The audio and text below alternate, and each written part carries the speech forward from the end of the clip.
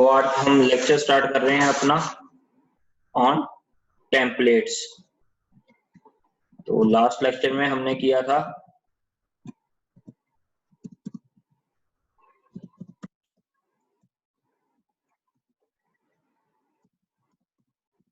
Function template. Last lecture में हमने किया था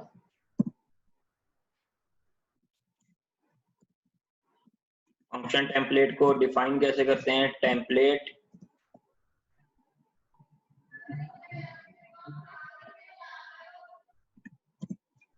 class and then template name. Let us suppose it should be B. Now void show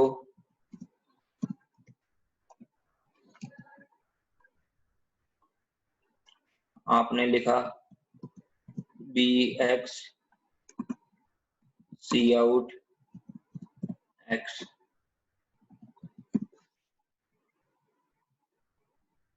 clear, and then you have written int main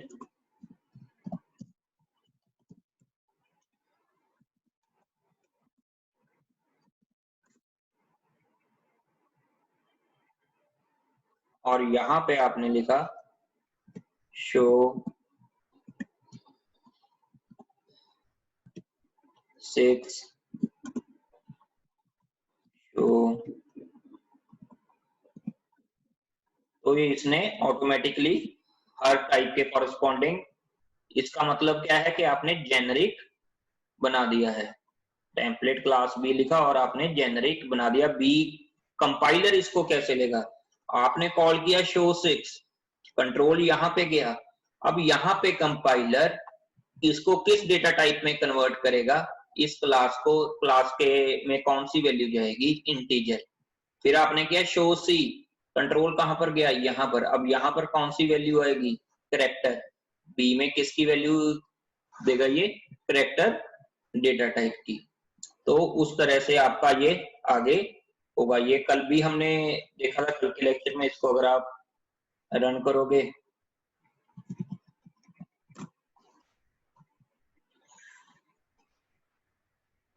ठीक है, पहले 6 print किया फिर सी print किया।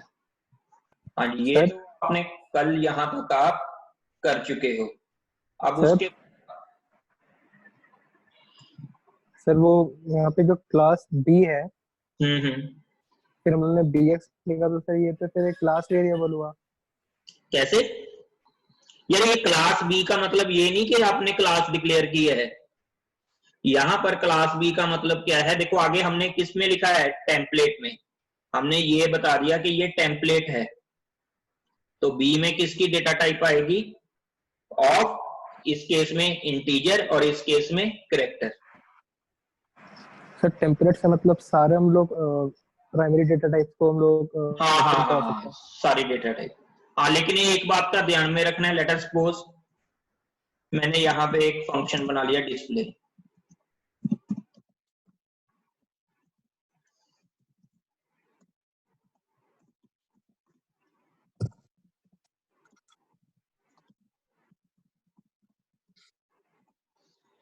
अब इसमें इसको आप एग्जीक्यूट करोगे तो एरर आएगा। क्यों, क्योंकि इसके आगे टेम्पलेट नहीं लिखा, तो इसके आगे आपको टेम्पलेट हर फंक्शन के आगे लिखना पड़ेगा।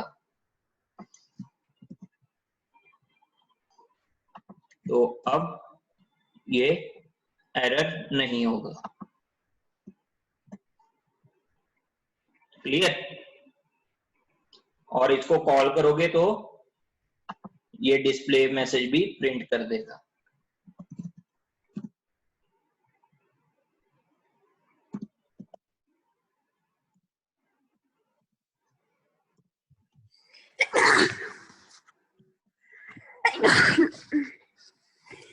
क्लियर।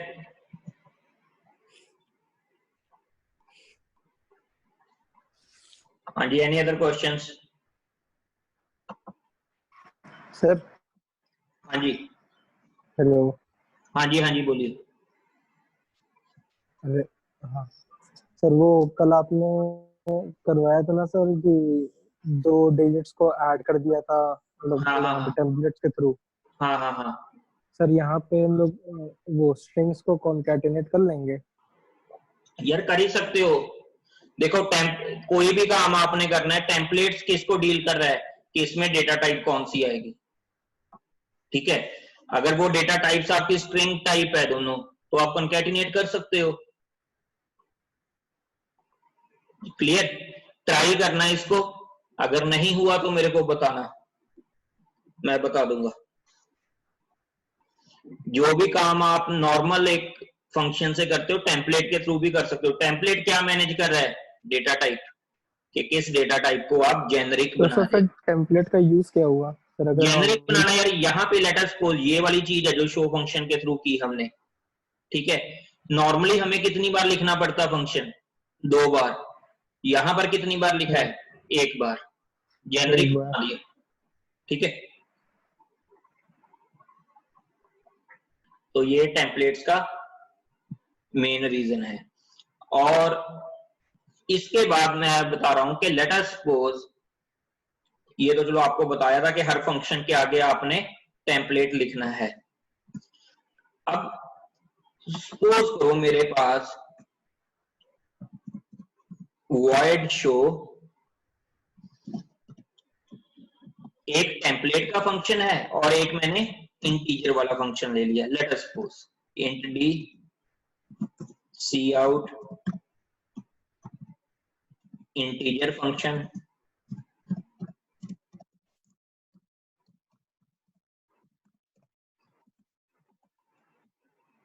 और लेट अस सपोज मैंने यहां d लिख दिया। अब जो show6 है, ये किसका फंक्शन चलाएगा।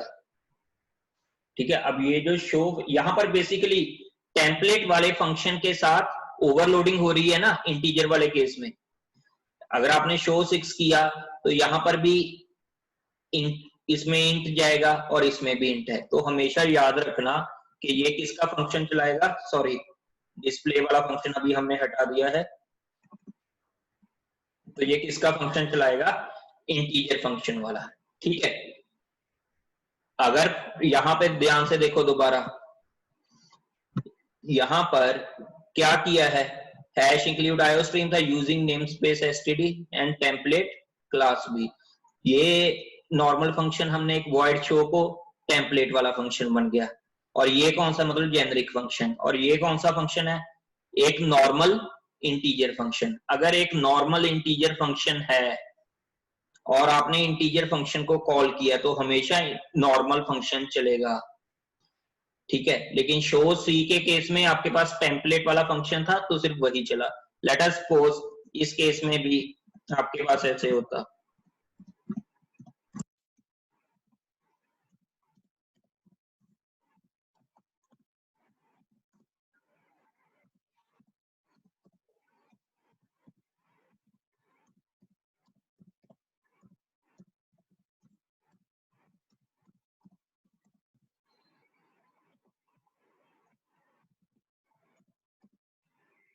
और एंडल लिख लो इसके बाद।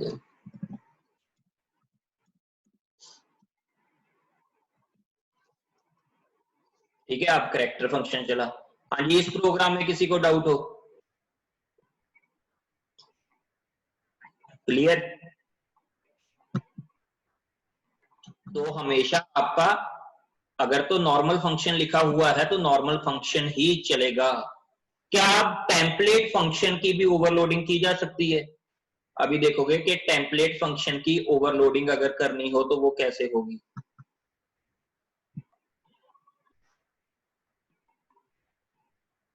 टेम्पलेट फंक्शन की अगर हमने ओवरलोडिंग करनी है यहाँ पे, तो क्या करोगे आप, लेट अस सपोज ओवरलोडिंग कैसे होती है, अगर आपके पास टाइप्स डिफरेंट है या नंबर ऑफ आर्गुमेंट्स डिफरेंट है। तो यहां पर लिखा class B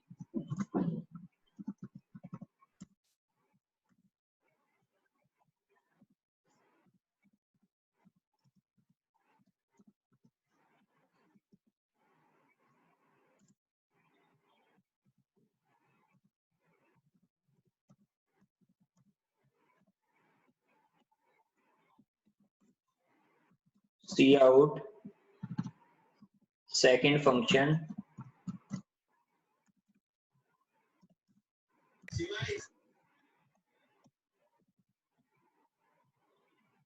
cout second function, यहां पे हमने लिखा x स्पेस डाल दें इसमें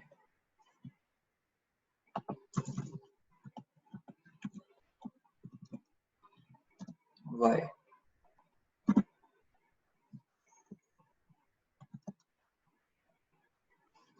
तो अब पहले आपका 6 और c चला क्योंकि वो तो नॉर्मल था, आपने इसको कॉल नहीं किया, तो आपने लेट अस सपोज यहाँ पे लिखा 6,9। तो अब क्या हुआ, ओवरलोडेड फंक्शन पहले चला और फिर बाद में नॉर्मल फंक्शन चला। हाँ जी, इसमें किसी को कोई प्रॉब्लम हो, डाउट हो किसी को? क्लियर?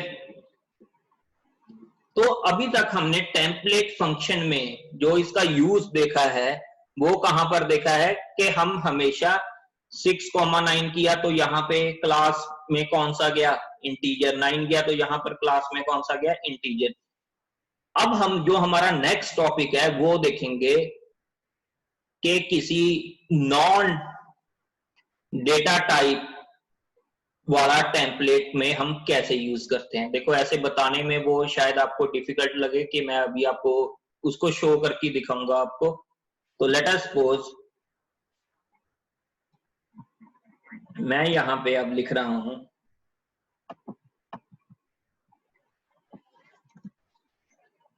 इसको हटा दिया, अब मैंने यहां पे लिखा कॉमा इंट। अब आप सभी को मालूम है कि इंट क्या है, यूजर डिफाइंड टाइप। आपने बोल दिया कि एक तो उसमें कोई भी जेनरिक टाइप का है, बी क्या है, जेनरिक। क्यों? क्योंकि यहाँ पे टेम्पलेट की डिक्लेरेशन के साथ क्लास बी लिखा हुआ है। और इंट क्या है, यूजर डिफाइंड टाइप। आपने इंट टी लिखा और यहां पे लिख दिया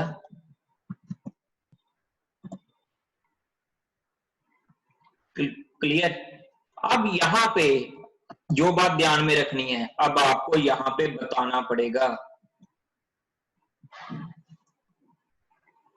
एक मिनट, इसको थोड़ा सा मैं आसान बना लेता हूं, ये सारे को डिलीट करके।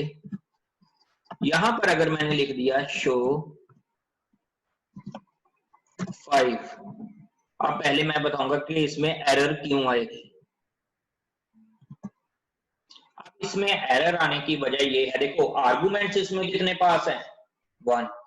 लेकिन जो ये टी हमने डिक्लेयर किया है इसका हमने कहीं भी इसको बताया नहीं। तो इसको बताने के लिए क्या वे है, इसका सिंटेक्स प्लीज नोट कर लेना। अब यहां पर हमें एंगुलर ब्रैकेट्स कह लो इसको, उसमें बताना पड़ेगा कि ये टेम्पलेट में की वैल्यूज क्या है। अब बी में इसकी वैल्यू क्या जा रही है, 5 है, तो हम चेक कह रहे हैं कि ये इंटीजर वैल्यू है। और टी में क्या जा रहा है, जो वैल्यू आपने देनी है 10। यहां पर ये जो इंट है ये किसमें जाएगा, बी में। और ये जो 10 है वो टी की वैल्यू हमने स्पेसिफाई कर दी। यहां पर ये नहीं है कि 10 इंटीजर है, ये वाला इंट इस वाले 10 को नहीं रिप्रेजेंट कर रहा। इंट जा रहा है इस वाले टेम्पलेट का जो फर्स्ट आर्गुमेंट है। फर्स्ट आर्गुमेंट क्या है, बी। बी में क्या पास होगा, इंट। टी में क्या पास होगा, 10। तो इसको अब जैसे ही एग्जीक्यूट करोगे, पहले 5 प्रिंट हुआ फिर 10 प्रिंट हुआ। अगर इसमें अभी भी कुछ प्रॉब्लम है तो आप ये भी देख सकते हो। लेट अस सपोज मैंने ऐसे लिखा,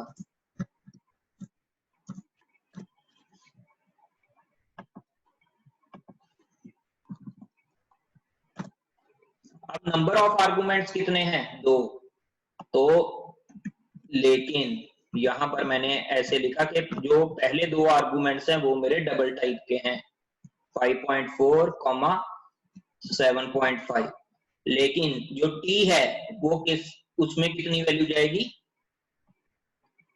10। तो इसको एंडेल के साथ आप यहाँ पे एंडेल लगा लो ताकि वैल्यूज पढ़ने में आसानी हो। हाँ जी, आप अनम्यूट करके पूछ सकते हो। सर वो जो 5 लिखा हुआ है आपने इससे पहले लिखा हुआ था वहां पे ब्रैकेट्स में, वो उसका क्या पर्पस था? किसमें किसमें? सर एक तो आपने लिखा हुआ है शो, फिर आपने एरो ब्रैकेट्स में आके डबल कॉमा 10 लिखा है, उसके बाद आपने नॉर्मल ब्रैकेट्स में 5.4 कॉमा 7.5 लिखा है। ये यहाँ पर 2 आर्गुमेंट्स है ना शो में। तो और सर इसमें मतलब वो अच्छा पहले वाला टेम्पलेट को दे रहा है जो आर्गुमेंट्स पास हो रहे हैं, और दूसरा वाला शो। हाँ, क्योंकि ये हमें इसलिए करना पड़ा क्योंकि टी को हम कैसे वो वैल्यू पहुंचाएं, ठीक है। अब टी को भी साथ में हम जेनरिक वो दे रहे हैं। सर हाँ जी, हाँ जी। सर अगर इन टी को हम लोगों ने पहले लिखा होता तो ये ट्रायंगुलर ब्रैकेट उसमें 10 पहले लिखते हम लोग। हाँ, बिल्कुल सही बोला आपने। आपने लिखा कंट्रोल एक्स कंट्रोल वी, ठीक है, आपने ऐसे लिखा और आपको यहाँ पर आपने ऐसे किया तो यहाँ पे एरर आएगा क्योंकि इसको आपको क्या करना पड़ेगा,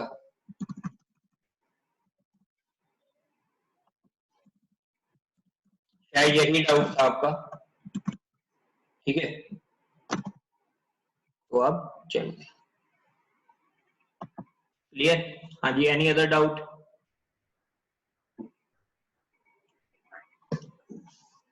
एनी अदर डाउट?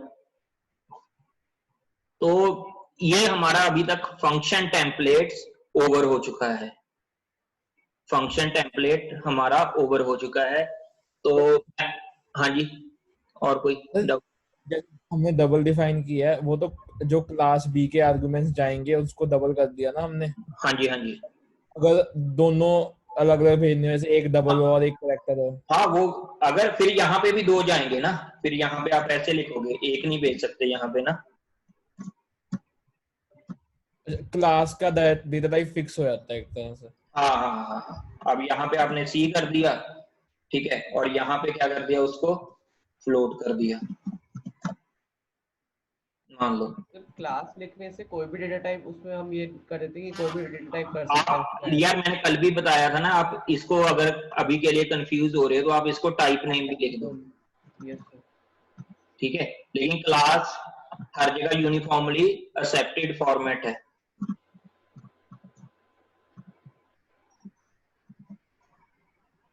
क्लियर? हाँ जी, किसी को और डाउट हो? सर हाँ जी। सर जैसे पहले हम लोग एक ही हम लोग ये वॉइड शो बनाते थे, bx लिखते थे और फिर 2 बार यहाँ मेन में हम लोग शो कॉल करते थे अगर अलग अलग डेटा टाइप्स को कॉल करना होता था। हाँ हाँ तो सर एक ही में कॉल करना है तो सर ऐसे ट्रायंगुलर ब्रैकेट्स बना के फिर डबल ऑफ कॉमा कॉमा करके 2 अलग अलग डेटा टाइप्स को साथ में प्रेजेंट कर सकते हैं कि नहीं यार, आपको CX मैं अभी जितना मैं आपका क्वेश्चन समझाऊं ना, आपको ऊपर वाला जो आप टेम्पलेट डिक्लेयर कर रहे हो, फंक्शन कॉलिंग उसके कॉरस्पॉन्डिंग ही होगी और उसमें नंबर ऑफ आर्गुमेंट्स कितने हैं, ठीक है। लेट अस सपोज आप सी को यूज ही नहीं कर रहे, लेट अस सपोज आप सी को यूज नहीं कर रहे, क्लियर। तो आप यहां पर क्या करोगे, आपने लेट अस सपोज बोला कि मैं यहां पे फ्लोट नहीं लिखता, तो एरर आएगी क्योंकि ऊपर की टेम्पलेट की डेफिनेशन ही मैच नहीं हुई। अगर आपने यहां से ये हटा दिया, आर्गुमेंट्स चाहे 2 हैं तो ये मैच होगी, क्लियर। कोई और डाउट? इंट टी ना लिखा होता और टाइप नेम बी और टाइप नेम सी होता और फिर नीचे यहाँ पे 10 लिखा है उसके आपको जगह फ्लोट लिखा हो तो फिर इंट टी ना लिखा, एक मिनट स्टेप बाय स्टेप बताते जाओ। इंट बी ना लिखा होता यहाँ पे टाइप नेम सी, टाइप टाइप नेम बी और टाइप नेम सी, नेम सी, तो यहाँ पे सी वाई हो जाता, और यहाँ पे ये सी ऊपर वाई जो हो है सी वाई। जाता। हाँ हाँ जी, और हाँ सर जी, मेन में जहाँ पे शो है उस पे हो जाता कैरेक्टर और डबल, 10 की जगह कैरेक्टर हो जाता, कैर हो जाता। कैर हो जाता, ये कहते हो ना। तो सर हाँ सर एक कैर तो वैल्यू आ फिर जाता है उसकी आपने डेटा टाइप वैसी नहीं दी ना, ठीक है ना, डेटा टाइप उससे मैच नहीं कर रही। यहाँ पे सॉरी टी भी आ गया, तो वो क्या करेगा, इसको देख रहे हो, इम्प्लिसिट डेटा टाइप कन्वर्जन की, और इसमें कुछ नहीं आया, वो कैरेक्टर आप रीड नहीं कर सकते। लेकिन अगर यहाँ पे आप कुछ भी ना देते तो वो ऑटोमेटिकली इसको कैरेक्टर ले लेता इस केस में, क्योंकि इस केस में आप नॉन डेटा टाइप कोई यूज नहीं कर रहे, तो ऑटोमेटिकली वो कैरेक्टर ले लेता। ठीक है, फिर पिछले केस में भी ये आउटपुट क्यों आया था नहीं समझ आया मुझे सर। जैसे पिछले केस में क्यों नहीं आया, ये देखो मैंने लेटस को ये किया, ठीक है, अब 5.4 क्या है आपका, डबल टाइप का है, लेकिन आपने पास क्या कर दिया, कैरेक्टर। तो कैर सी अगर होता, कोई सी अगर प्रिंट कर पास कर रहे थे तो फिर सी होता, फिर चल जाता, ये चलना था। देखो ठीक है, ओके सर। हाँ जी, और कोई डाउट हो? सर एक बार इसको कैर के साथ एग्जीक्यूट करके दिखा दो। किसके? उसको अगर वहाँ पे नंबर डाला हुआ तो, यहाँ पे नंबर डाला हो? Yes sir, yes. लेटर को 7 डाल दिया,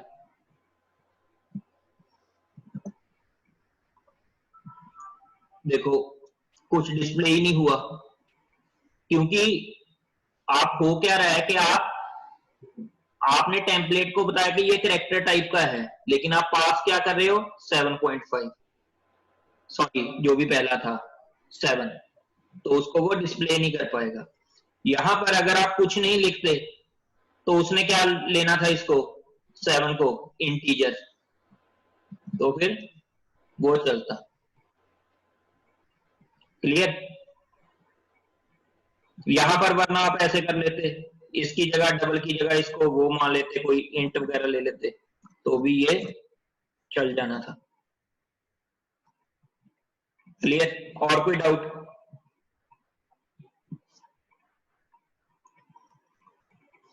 हाँ जी, और कोई डाउट हो किसी को?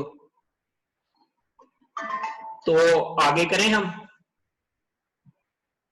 तो क्लास टेम्पलेट्स देखो भी, आज करना है या कल करना है क्लास टेम्पलेट्स? आज ही कर। आज ही करा देता हूँ, चलो ठीक है। तो इसको आप देखो,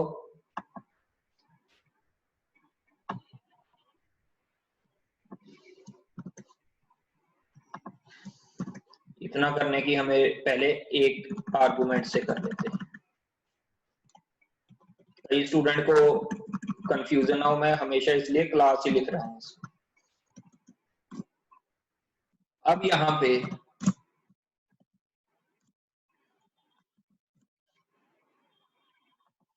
देखो, टेम्पलेट का एक ही यूज है कि आप जेनरिक बना रहे हो, कि आपको बजाय कि आप अलग अलग उसके करो, आप क्या कर रहे हो, जेनरिक डेटा टाइप का ले रहे हो, कि आप मेन फंक्शन में उसकी डेटा टाइप बताना चाहते हो, पहले नहीं। आपने फंक्शन टेम्पलेट्स देख लिया है। अब जो हमारा नेक्स्ट टॉपिक है, that is called class templates. अब इसमें डिफरेंस एक बहुत बड़ा आपको अभी मैं दिखाऊंगा, कि लेट अस सपोज आपके पास एक प्राइवेट वेरिएबल है a, और आपने पब्लिक में इसका कंस्ट्रक्टर लिखा है। कंस्ट्रक्टर कैसे डिफाइन करोगे, ऐसे आपने बोला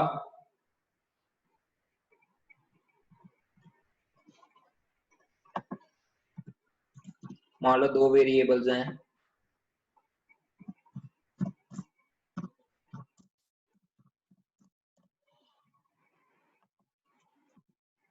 आपने लिखा यहाँ पे C a equal to C, b equal to D, और एक डिस्प्ले नाम का फंक्शन बनाया।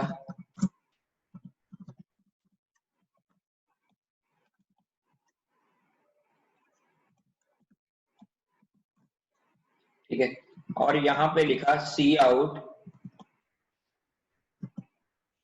ए एंड एल बी। ये अभी आपने एक नॉर्मल बनाया, देखो टेम्पलेट को तो मैंने एक्सक्लूड अभी कर दिया, उसको कमेंट कर दिया है, और आपने इंट में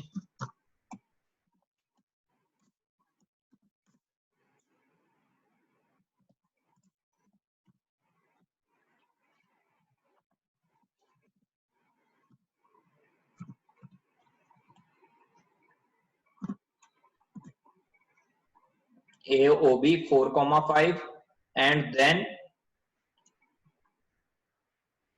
आपने लिखा OB डॉट डिस्प्ले।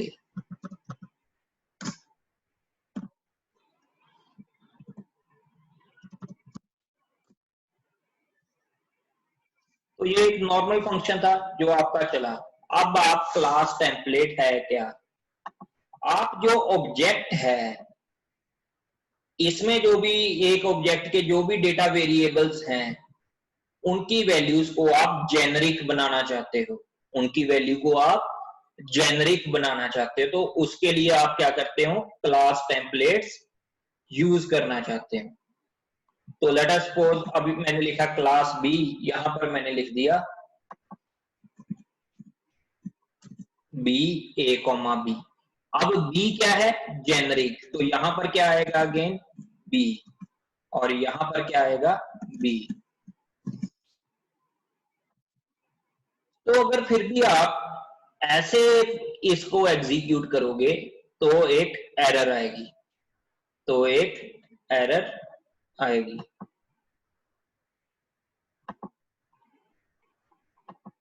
हाँ जी, नवीन कुमार यादव अपनी वीडियो ऑफ कर लो यार। तो यहां पर ये एरर आई। अब ये एरर क्यों आई, पहले हम, ये बड़ा डिफरेंस भी है उसमें।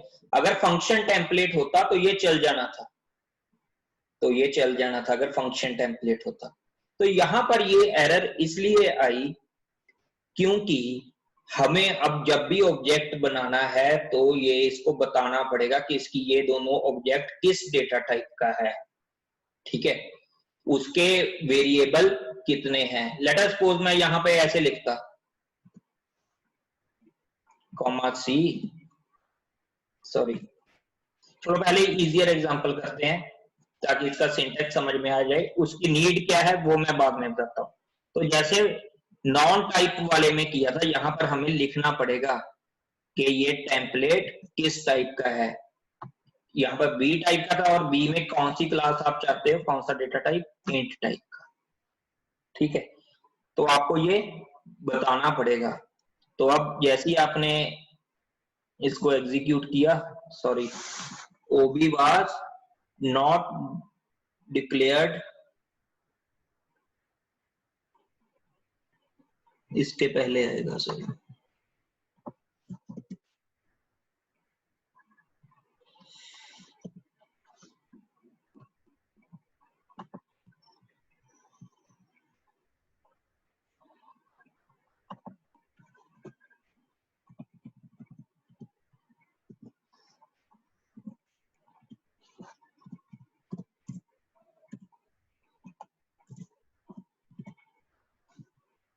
ठीक है। ये सिंटेक्स समझ में आ गया भाई सभी को, ये इसका नॉर्मल सिंटेक्स है ये। अब ऐसा करने की रिक्वायरमेंट क्यों हुई आपके पास, लेट अस सपोज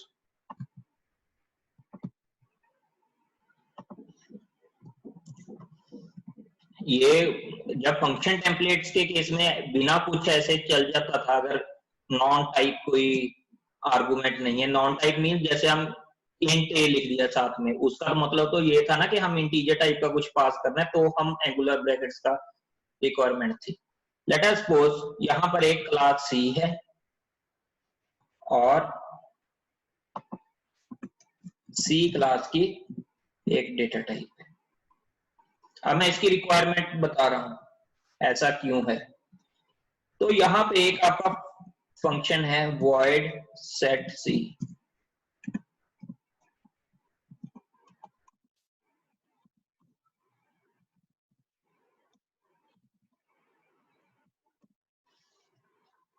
अब देखो इस केस में अगर आपके पास यहां पर आपने नहीं बताया कि सी की डेटा टाइप कौन सी है, तो वो ऑब्जेक्ट ऐसी किस टाइप उसका सी को ले, वो नहीं ले पाएगा, क्योंकि वो कंस्ट्रक्टर के थ्रू तो सी में आप यूज कर ही नहीं रहे। तो इसलिए आपको यहां पर तभी बताना पड़ेगा कि सी की डेटा टाइप कौन सी है। तो लेट अस सपोज मैंने डबल कर दिया। अब इसका मतलब ये नहीं कि 4 इंट है और 5 डबल है। 4 और 5 दोनों क्या हैं, किस डेटा टाइप के हैं, बी के। तो बी में कौन सी वैल्यू पास हुई, किस टाइप की, इंटीजर की। सी किसको चाहिए, स्मॉल सी को, तो इसलिए वो क्या है आपका, ये डबल है ना कि ए बी सॉरी डबल है, ठीक है। तो इसलिए इसकी रिक्वायरमेंट ये थी, ठीक है। अब उसको तो मेन में कॉल नहीं किया, चलो उसकी हमने जरूरत नहीं थी तो इसलिए, लेकिन आपको समझाने के पर्पज से ये बताना था। हाँ जी, ये समझ में आया कि क्लास टेम्पलेट कैसे डिक्लेयर करते हैं। हाँ जी, किसी को डाउट यहाँ पर? सर एक बार एक्सप्लेन कर दो। ठीक है, अब दोबारा सुनो इसको। पहले नॉर्मल केस देख लो आप, ताकि कंफ्यूज मत हो, ठीक है। अब यहां पे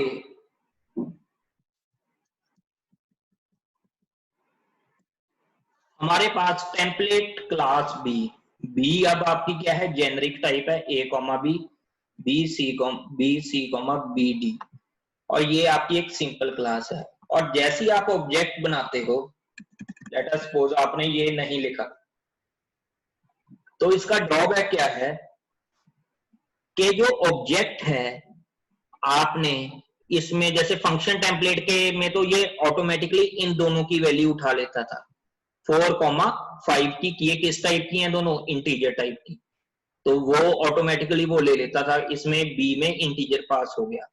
लेकिन क्लास के केस में आपके पास क्या होता है कि ये जरूरी नहीं कि आप सभी के सभी कंस्ट्रक्टर में लिखो। आपने लेट अस सपोज कोई डेटा वेरिएबल लिख लिया सी, या इसको एक्स मान लो, सी बहुत बार यूज हो चुका, ठीक है। लेकिन आप एक्स को बी टाइप का नहीं चाहते, आप एक्स को चाहते हो कोई और टाइप का, तो आपने लिखा सी एक्स, ठीक है। अब क्या ये ऑटोमेटिकली उसको एक्स की डेटा टाइप को पास करेगा, नहीं। तो इसको हमेशा और हमेशा एंगुलर ब्रैकेट्स में ही हमको देना पड़ेगा। तो इसलिए अगर हमने यहां पर क्लास बी लिखी है, तो लेट अस सपोज हमने क्लास सी लिख दी, यहां पे class B comma class C, तो आपका यहां पर आपने लिखा A int comma double, integer data type किसको पास हुई, क्लास बी को। सी को किसकी पास हुई, डबल। अब यहां पे 4,5 है, जो 4 किस टाइप का है, बी टाइप का, 5 किस टाइप का है, बी टाइप का। ये सी डबल टाइप का, मतलब ये दोनों इंटीजर टाइप की हैं, ये डबल टाइप का नहीं है। डबल टाइप का कौन है, सिर्फ और सिर्फ एक्स, लेकिन इसको अभी हमने इसमें सेट ही नहीं किया, तो वो अलग बात है। क्लियर है ये? हाँ जी, किसी को और डाउट हो? ये लिखने की रिक्वायरमेंट क्यों हुई, मैं इसकी बात कर रहा हूं, बाकी तो क्लियर ही है ये। क्योंकि फंक्शन के केस में ये प्रॉब्लम हमारे पास आती ही नहीं थी। जब आई, जो जैसे पिछला प्रोग्राम था जिसमें हमने इंट n लिखा था, तो हमें एंगुलर ब्रैकेट्स का ऐसे यूज करना पड़ा, तो इस केस में भी वैसे यूज करना पड़ा। हाँ जी, और किसी को कोई प्रॉब्लम हो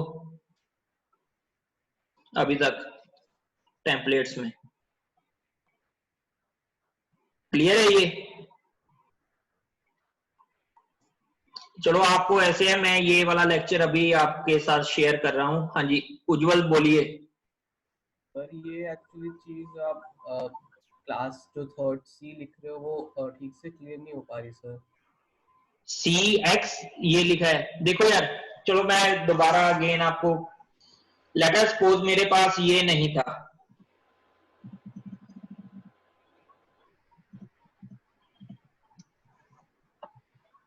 ऐसे है, ठीक है। तो पहले मैं इसका सिंटैक्स बता रहा हूं कि कैसे चलेगा। ये चलेगा सिर्फ ऐसे,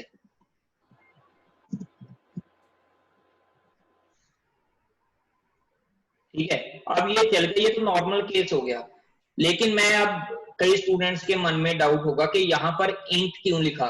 अगर ये फंक्शन टेम्पलेट होता तो क्या मुझे इंट लिखना हमेशा नेसेसिटी होता? नहीं, तो लिखना उसकी लिखने की कोई नेसेसिटी नहीं थी ना। तो इस केस में नेसेसिटी क्यों है?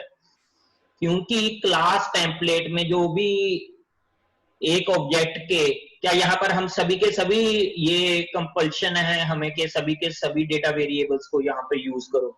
नहीं, ये कंपल्शन नहीं है। तो ये पॉसिबिलिटी है कि कोई ना कोई ऐसा डेटा वेरिएबल हो जो हम ऑब्जेक्ट बनाते समय उसको कंस्ट्रक्टर में एज एन आर्गुमेंट ना पास कर रहे हो। तो लेकिन वो भी जब भी ऑब्जेक्ट बनेगा उसकी टाइप भी वैसी स्पेसिफाई तो होगी। कंस्ट्रक्टर क्या होता है?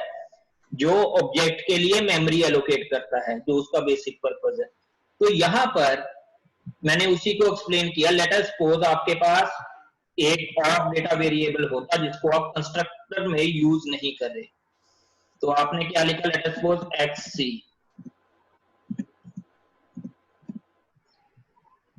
अब सी टाइप भी आपको इसी टाइम यूज बतानी पड़ेगी उसको कि ये किस टाइप की है। अगर नहीं बताते तो ये एरर देगा, ठीक है? तो इसलिए इसको भी ये बताना पड़ेगा। लेट अस सपोज मैंने डबल दे दिया तो ये चल पड़ेगा, चाहे सी को आप यूज करो चाहे ना करो। हाँ जी, आप कुछ क्लैरिटी हुई या दोबारा बताऊं? यस सर, इस मतलब कि जब कंस्ट्रक्टर में यूज कर रहे हैं तब ये चीज करनी है। कंस्ट्रक्टर में नहीं यार, आप बात नहीं समझो। क्लास टेम्पलेट है वो कब मेन में कब इन्वोक होगा? जब आप ऑब्जेक्ट बनाओगे। क्लियर? Yes sir. ठीक है, बस वही बात बतानी थी। तो ये तो अभी मैंने जस्ट इंट्रोडक्शन दी है क्लास टेम्पलेट्स की। तो कल हम करेंगे क्लास टेम्पलेट्स के साथ फंक्शन, जो मेंबर फंक्शन है उसमें टेम्पलेट्स का कैसे यूज करना है। और जैसे हम स्कोप रेजोल्यूशन में बाहर डिफाइन करते हैं क्लास के बाहर फंक्शंस को, इसमें वो थोड़ा सा कॉम्प्लेक्स वे है, वो कैसे होगा। तो इस लेक्चर की रिकॉर्डिंग मैं आप लोगों के साथ शेयर कर दूंगा और कल हमारा नॉर्मल टेम्पलेट्स फिनिश हो जाएगा। उसके बाद हमारा एक टॉपिक बचेगा स्टैंडर्ड टेम्पलेट लाइब्रेरी, और उसके बाद हम डाउट सेशन रखा करेंगे और लैब की डिस्कशन करेंगे जो मेरे लैब वाले ग्रुप वाले स्टूडेंट्स हैं। ठीक है? हाँ जी, किसी को और डाउट? सर लैब वाली डिस्कशंस में नॉर्मल स्टूडेंट भी आ सकते हैं? हाँ हाँ हाँ, आ जाना। ठीक है, लेकिन उसमें ये कोशिश करना यार डाउट लेकर ही आना। Yes sir, yes sir. ऐसा ना हो भी वो मैं दोबारा से एक्सप्लेन करता जाऊं। ठीक है? डाउट होंगे तो हम डाउट डिस्कस करेंगे। यस। ठीक ठीक है, ठीक है, ओके।